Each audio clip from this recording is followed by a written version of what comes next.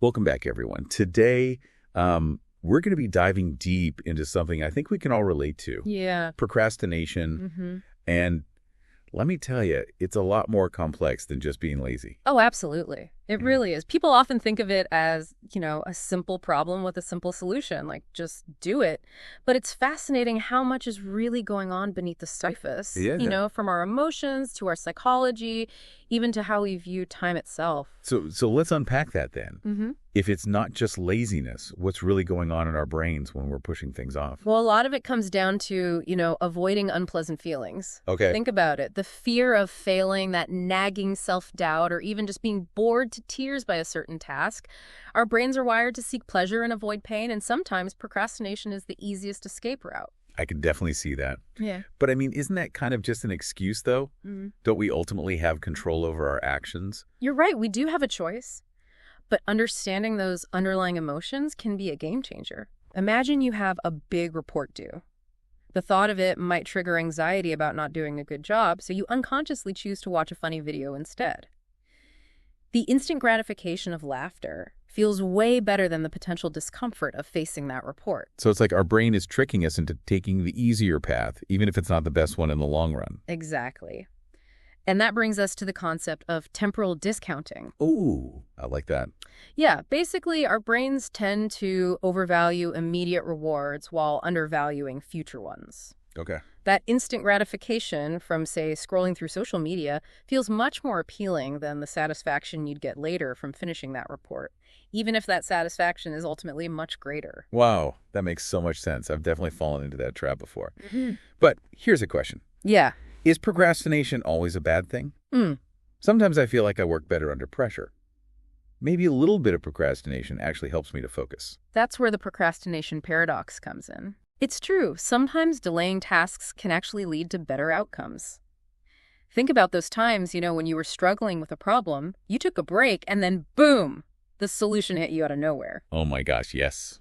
It's like my brain needed that downtime to process things in the background. Exactly. Some people actually thrive under pressure. Right. Using that looming deadline to spark their creativity and focus. This is what we call active procrastination. Okay. But here's the catch. Yeah. It's a risky strategy. So how do we know if we're actively procrastinating in a good way or just setting ourselves up for failure? It's about being honest with yourself. Okay. Are you genuinely using that time to recharge and let your subconscious work on the problem, or are you just avoiding the task altogether?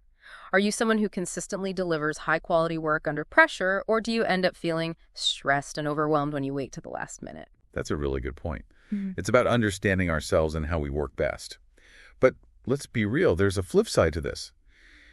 When procrastination becomes a habit, it can spiral into something pretty damaging, right? Absolutely. When procrastination becomes chronic, it becomes less about strategic delay and more about a cycle of avoidance. Right. And that cycle can have some serious consequences. So what happens when procrastination takes over? What are the real-world effects of this? Well, first, there's the emotional toll. Nope. You feel guilty about not starting, Right. which leads to more inaction and then more guilt. It becomes a self-perpetuating cycle that can really impact your self-esteem. It's like digging yourself deeper and deeper into a hole. And I imagine it affects more than just your mood. Definitely. Think about missed deadlines at work. Oh, yeah. Strained relationships because you're constantly letting people down. Or even the hit your physical health takes from all that stress and sleep deprivation. That's so true. I always underestimate how much those last-minute scrambles really affect my well-being. So how do we break free from this cycle? I'm ready to ditch the guilt and actually get things done. The first step is self-awareness. Okay. We need to figure out the why behind our procrastination. What are we really avoiding, and what emotions are tied to those tasks we're putting off? So it's like peeling back the layers and understanding the root cause of our procrastination. Exactly. Ask yourself, what emotions come up when I think about doing this? Is it fear, uncertainty, boredom? Once you pinpoint that root, you can start addressing it strategically. Okay, I get that. But then what are some concrete steps we can take to actually stop procrastinating? I mean, knowing why I'm doing it doesn't automatically make it go away. That's where practical strategies come in. One of the most effective is to break down large, overwhelming tasks into smaller, more manageable steps. So instead of looking at this huge project and feeling paralyzed, we chunk it into bite-sized pieces. Precisely. It's a mental shift that can make all the difference. Imagine you have to write a long report. Instead of getting bogged down by the whole thing, focus on outlining just the introduction. I see how that would feel way less daunting. But even with smaller steps, I think I still need a good kick in the pants to get started. What about those moments when I know what to do, but I just can't seem to make myself do it? That's where structure and accountability come in. Okay. Deadlines, even self-imposed ones, Right. create a sense of urgency. And an accountability partner, someone who checks in on your progress, can be incredibly motivating. So it's like having someone there to keep you on track and provide that external push. I can see how that would be helpful. But what if you don't have anyone to be your accountability buddy? There are still options. Okay. Apps and online communities can be great resources. Platforms like Trello or Notion help you stay organized, and there are tons of accountability groups online where you can connect with others who are working towards similar goals. So even if you're going solo, you can still build that support system. That's really helpful. But what about the biggest procrastination pitfall of all distractions? How do we deal with those, especially in our constantly connected world? That's a challenge for everyone these days. Creating a distraction-free environment as much as possible is key. Okay. Start with simple things like turning off notifications, having a dedicated workspace, and using apps that block distracting websites. It can make a world of difference. Those are all great practical tips. What about specific time management techniques? Are there any that can help us stay focused and on track? Absolutely. The Pomodoro technique is a classic. Okay. Work in focused bursts of 25 minutes followed by a 5-minute break. I've heard of that. It seems like a good way to break down the time and make it feel less overwhelming. Exactly. And that built-in reward of a break keeps you motivated. Another powerful tool is time blocking. Okay. Dedicate specific hours of your day to certain tasks. So it's like creating a schedule for your productivity. Yes, it helps you be more intentional with your time and reduces that feeling of, where do I even start? But here's the thing. Yeah. Even with the best techniques and tools we need to make these changes stick, how do we turn productivity into a habit rather than just a fleeting moment of motivation? That's the million-dollar question, isn't it? Yeah. I'm ready to ditch the procrastination roller coaster and find some consistency. It all comes down to developing positive habits, Okay. being consistent, and being kind to yourself. Start small, set realistic goals, and focus on progress over perfection. So no more aiming for the impossible and then feeling defeated when I don't reach it. Exactly. And don't forget to celebrate those small wins along the way. It reinforces positive behavior and keeps you motivated. But remember, even with all the best strategies, we're human.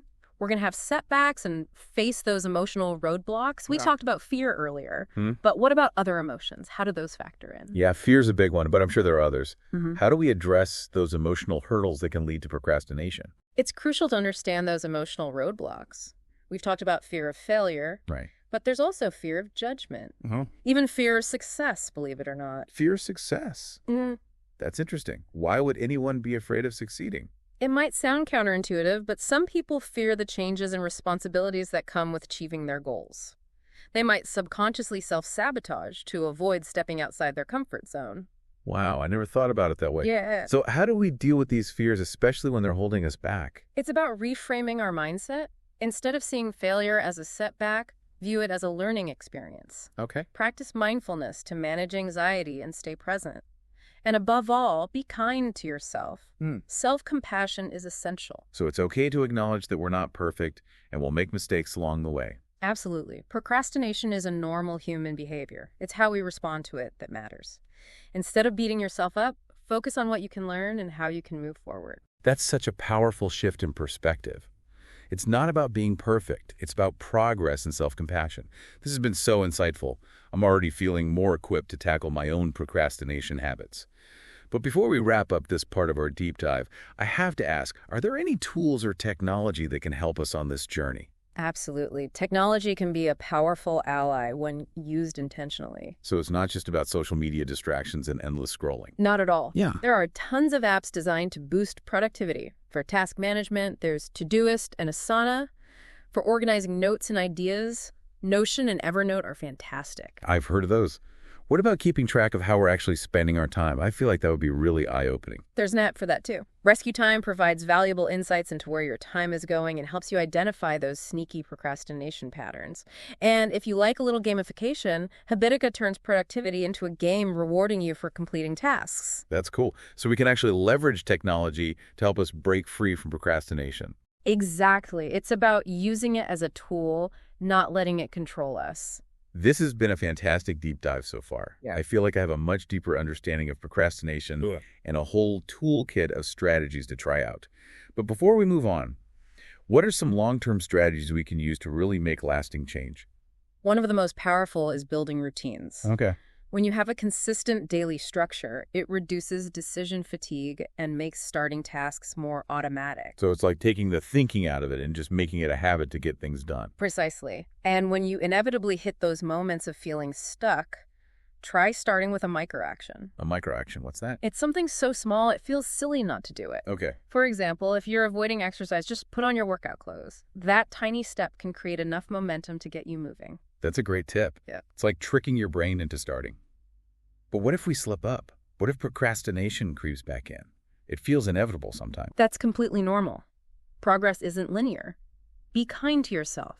Revisit the strategies we've discussed, and don't be afraid to adjust your approach as needed. That's reassuring. It's a journey, not a destination. Right, exactly. And with each step, you're gaining more self-awareness and building those procrastination-busting muscles. This has been an amazing conversation. I feel like we've barely scratched the surface, though. Yeah. There's so much more to explore. Absolutely. So we're going to take a quick break, and then we'll be right back to dive even deeper into the world of procrastination. Stay with us. Sounds good. That makes total sense. Building those habits and being kind to ourselves, that's key. But you mentioned technology earlier, and I'm curious to hear more about that. I feel like tech can be a double-edged sword. Helpful one minute, a huge distraction the next. How can we use it intentionally to actually boost our productivity? That's a great question. It's all about being mindful and leveraging tech to work for you, not against you. There are tons of apps out there designed specifically to combat procrastination. For example, task management apps like Todoist and Asana can be game changers. I've heard of those. How do they actually help? Think of them like a personal assistant living in your phone. They let you create detailed to-do lists, break down projects into smaller steps, set deadlines, and even collaborate with others. It takes the mental load off trying to remember everything you need to do. So it's like having an external brain to keep track of all those tasks that would otherwise be swirling around in my head, stressing me out. Exactly. And then there are apps like Notion and Evernote, which are amazing for organizing your thoughts, ideas, and notes. Imagine a digital notebook where you can create different sections for different projects, clip articles, and even build whole knowledge bases. I love that.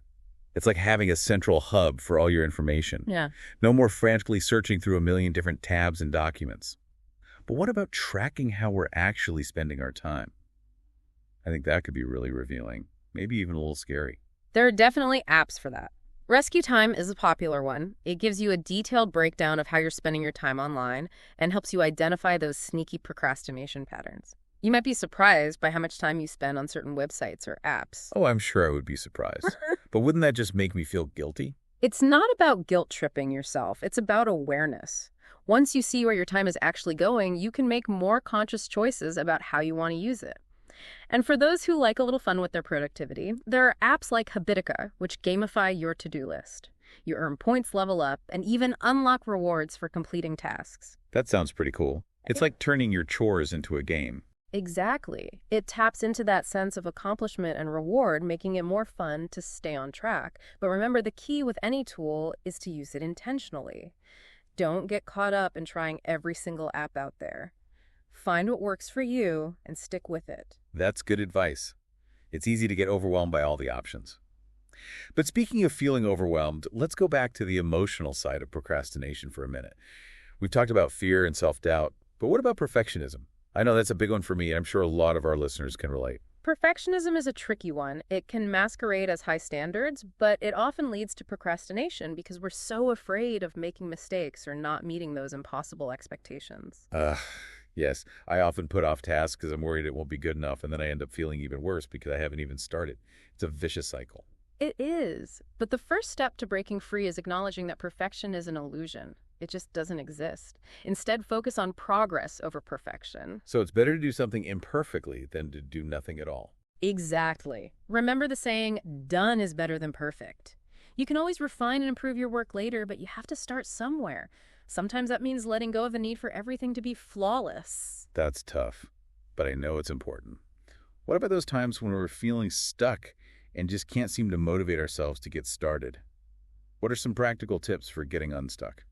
One strategy I love is the microaction technique. It's all about breaking a task down into the smallest possible step, something so tiny that it feels silly not to do it. I like that. Can you give me an example? Sure. Let's say you're dreading writing a blog post. Instead of staring at a blank screen, your microaction could be simply opening up your writing software and creating a new document. Or if you're avoiding exercise, just put on your workout clothes. It's like tricking your brain into taking that first step. Once you get going, it's easier to keep going. Exactly. It's about breaking down that initial resistance and making it as easy as possible to get started. But for many people, the bigger challenge is building long-term sustainable habits. How do we make productivity a way of life rather than just a fleeting moment of motivation? I think that's the goal for a lot of us. How do we ditch the procrastination roller coaster and find some consistency? One of the most effective ways is to create routines. When you have a consistent daily or weekly schedule, it takes the decision-making out of the equation.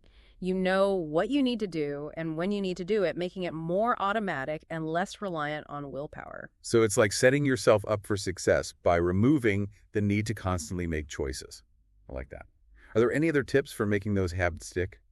Use triggers. Link new habits to existing ones. For example, if you always make coffee first thing in the morning, use that as a trigger to then spend 5 minutes planning your day or reviewing your to-do list. So it's like piggybacking on an already established habit. Exactly. It makes it easier to remember and integrate the new habit into your routine. And don't forget the power of rewards. Celebrating small wins along the way can be incredibly motivating and help reinforce positive behavior. So it's okay to treat ourselves when we accomplish something. I can definitely get behind that. Absolutely. It doesn't have to be anything big or extravagant. Maybe it's taking a break to enjoy your favorite beverage, listening to a podcast, or spending some time doing something you love. The key is to associate positive feelings with productive behavior. That's a great reminder. We often focus so much on what we haven't done yet that we forget to acknowledge what we have accomplished. But we've talked a lot about individual factors like our mindset and habits. What about the role of our environment? Can our surroundings actually influence our productivity? Absolutely. Our environment plays a huge role in shaping our habits and behaviors, including our tendency to procrastinate. So it's not just about our internal motivation. Our external world matters too. It makes a big difference. Think about it. If you're trying to work in a cluttered, chaotic space, it's going to be much harder to focus and get things done. That's so true. I feel like my productivity skyrockets when my workspace is tidy and organized. Exactly. A clean and organized environment can create a sense of calm and clarity, which is essential for productivity.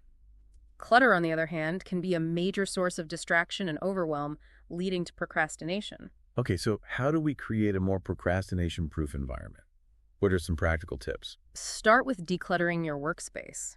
Get rid of anything you don't need. Organize your supplies and create a designated area for work.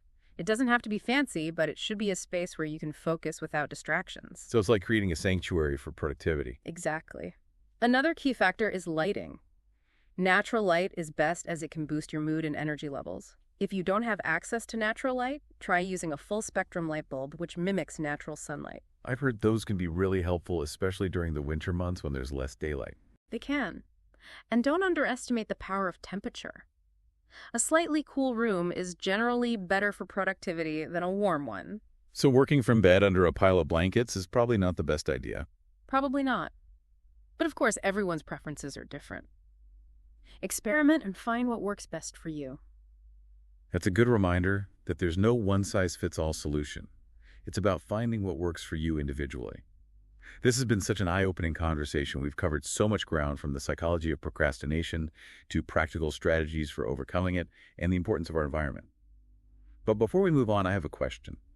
We've talked a lot about the negative aspects of procrastination, but is there anything positive we can take away from it? Is there anything we can learn from our tendency to put things off? That's a great question, and one I think is worth exploring. While procrastination certainly has its downsides, it can also be a valuable teacher if we're willing to listen. So it's not all bad. There's a silver lining to be found. There can be. For one thing, procrastination can help us identify our true priorities. Often we procrastinate on tasks that we don't truly enjoy or find meaningful. So it's like our inner compass pointing us away from things we shouldn't be doing. Exactly. If we pay attention to those procrastination patterns, we can gain valuable insights into what truly matters to us and make adjustments accordingly. I love that perspective. It's like taking control of our time and energy by understanding our procrastination triggers. But besides helping us identify our priorities, are there any other potential upsides to procrastination? Another positive aspect is that it can force us to be more creative and resourceful. When we're up against a deadline, we often have to come up with innovative solutions and work more efficiently. So it's like a pressure cooker for innovation. It can be. And while it's not ideal to always be working under pressure, those moments of intense focus can sometimes lead to breakthroughs and unexpected discoveries. That's fascinating. It's like procrastination has a hidden upside. But even with those potential positives, it's still important to manage our procrastination tendencies, right? Of course. We want to strive for a healthy balance. But recognizing the potential lessons and opportunities it can offer can help us navigate it more effectively. This has been such an insightful conversation. I feel like I have a whole new perspective on procrastination and a renewed sense of hope for tackling it head on. But before we wrap up this part of our deep dive, I want to address one final question that I'm sure is on many of our listeners' minds. What about those who struggle with chronic procrastination? What advice do you have for those who feel like they've tried everything and are still stuck in that cycle of delay and guilt? That's an incredibly important question and one that deserves a compassionate and nuanced response. Chronic procrastination can be complex, often rooted in deeper emotional or psychological patterns. So it's not just about laziness or lack of willpower. Not at all. There may be underlying factors at play, such as anxiety, depression, ADHD, or even trauma. In these cases, it's essential to seek professional help. So therapy could be a valuable tool for addressing chronic procrastination. Absolutely. A therapist can help you identify the root causes of your procrastination, develop coping mechanisms, and work through any underlying emotional or psychological issues. They can also provide support and accountability as you work towards making lasting changes. That's good to know. Yeah. It's important to remember that there's no shame in seeking help. And it can be incredibly empowering to have professional guidance on this journey. Exactly. And in addition to therapy, there are also support groups and online communities specifically for people struggling with procrastination. Connecting with others who understand what you're going through can be incredibly validating and helpful. So even if it feels like you're alone in the struggle, there are resources and communities available to support you. Absolutely. Remember, you're not alone, and there is hope for overcoming chronic procrastination. It may take time, effort, and professional support, but it is possible to break free from the cycle of delay and guilt and create a more productive and fulfilling life. This has been such an amazing deep dive into the world of procrastination. We've really gone beyond the surface, haven't we? It's not just about willpower or laziness. It's about understanding ourselves, our brains, and even how we view time. What I find so fascinating is that procrastination is such a universal human experience. It's not a sign of weakness, it's part of what makes us human. And when we approach it with curiosity and compassion, it can become an opportunity for growth and self-discovery. That's a great point. It's not about beating ourselves up for procrastinating. It's about learning from it and using those insights to create a more fulfilling and productive life. What are some key takeaways you think our listeners should keep in mind as they move forward? Well, first remember that progress isn't linear. There will be days when you conquer your to-do list and feel amazing, and there will be days when you hit the snooze button one too many times. Right. It's all part of the process. So it's okay to give ourselves a break and not expect perfection. Absolutely. In fact, self-compassion is one of the most important tools we have when it comes to tackling procrastination. When we're kind to ourselves, we're more likely to bounce back from setbacks and stay motivated in the long run. That makes so much sense. It's like giving ourselves permission to be human with all our flaws and imperfections. But with so many different strategies and techniques out there, it can be overwhelming to know where to start. What advice do you have for finding what works best for you? Remember, there's no one-size-fits-all solution to procrastination. What works for one person might not work for another. It's about experimenting with different strategies, finding what resonates with you, and creating a personalized approach that fits your unique needs and goals. So it's about empowering ourselves to take control, rather than feeling like we're at the mercy of our procrastination habits. Exactly. And remember, this is a journey, not a race. Celebrate every small victory, learn from every setback, and keep moving forward one step at a time. This deep dive has given me so much to think about, and I'm feeling incredibly inspired to tackle my own procrastination challenges with a newfound sense of awareness and self-compassion. What about you? What are your final thoughts as we wrap up our exploration of procrastination?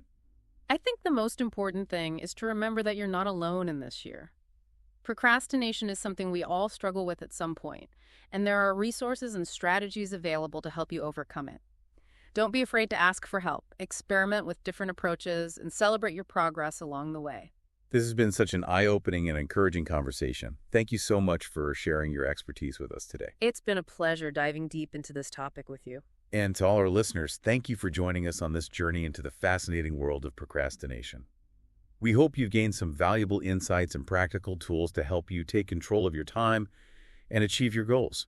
Don't forget to like, subscribe, and share this video with your friends. Let's spread the knowledge and create a more productive world, one step at a time.